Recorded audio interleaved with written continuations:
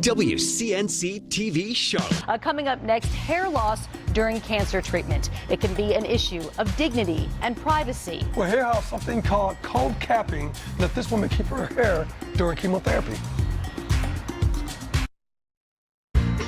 When a woman is undergoing treatment for cancer, one of the many concerns she has is about losing her hair.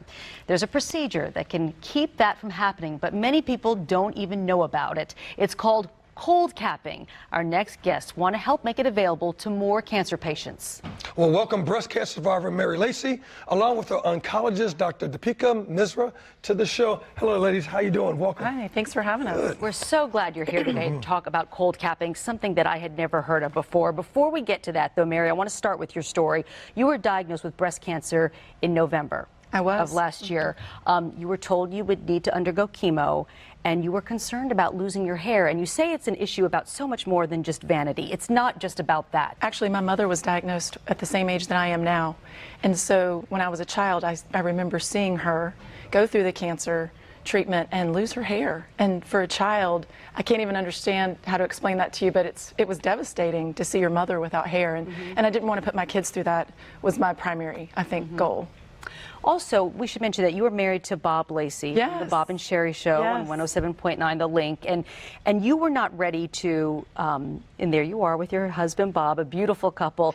It can be hard to maintain privacy. You weren't ready to share your cancer diagnosis with everybody, and that was another reason you were concerned about losing your hair. Right. With Bob, everybody loves him, and he's nationally syndicated, and so when something goes on in his life, people want to support, and they really do. They just kind of come to us in times of need and support us, and I just, for some reason, wasn't ready for that, and now I am. Now I'm ready to. We're honored. You talked about it on his show this morning, and then you're here today, and we're honored that you would be willing to share your story here. Thank you for having me. Really the goal, Mary has a specific goal. We'll talk more about that in just a moment. Yeah, so what did you think about cold capping? I've never heard of cold capping. So what did you think about that immediately when you heard about it? Actually, Dr. Misra was the one that told me about cold capping, and she said you don't have to lose your hair because there's an FDA study that just said that 70% of women, the first concern is losing their hair. It's traumatic. It's more than hair. It's your dignity. It's your privacy. It's telling people, you know, the stares, the looks, and not being able to really go through your own process with your own time. It's taken from you quickly. No, I've heard that from cancer patients many, many times. I believe that. I can understand that that's a struggle. So, Dr. Misra, explain cold capping, how it works. A moment ago, we saw a picture of Mary with the device on her head. You've brought something here. How does it work? What does it do, and how does it protect the hair? So we chose, there's several different types of scalp cooling devices available, but we chose DigniCaps because it was FDA cleared and it has shown safety and efficacy in large randomized trials where patients have undergone adjuvant breast cancer therapy and have achieved success in terms of preventing their hair loss.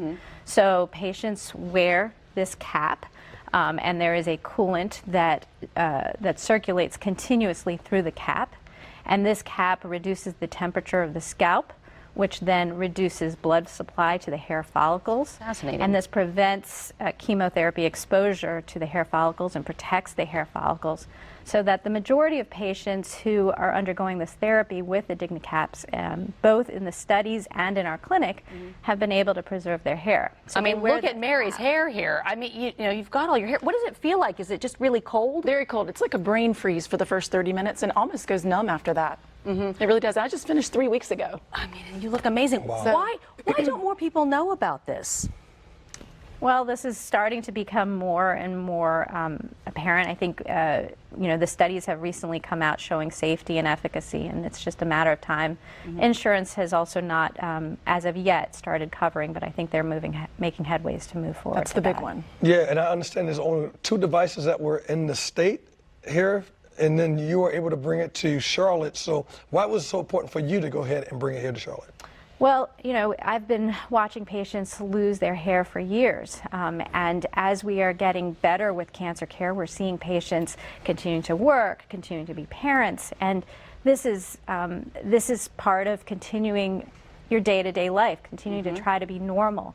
And this gives patients an opportunity to maintain their self-image, their self-esteem, and continue to preserve that privacy and try to continue to live as much normal of a life as possible. It's great. Thank you for bringing it here to Charlotte. If you want all women who are undergoing chemotherapy for breast cancer to know about this and to make it available for them, you've started this GoFundMe page. Why is this so important to you to share this with other women and to share your story?